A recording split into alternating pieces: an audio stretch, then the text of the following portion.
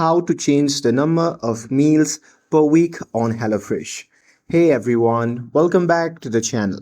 So if you want to adjust how many meals you get each week, well here is how to change the number of meals per week using the HelloFresh mobile app. So now without further ado, let's get started. So first thing first, open the HelloFresh app on your phone and make sure that you're logged in to your account.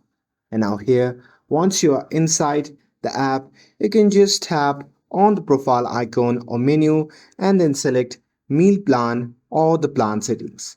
And after that, you simply have to look for the option to change the number of the meals per week. So there, once after selecting that option, you can pick how many meals you want each week. So do that, and once you're done with it, you can simply confirm it, and that's it.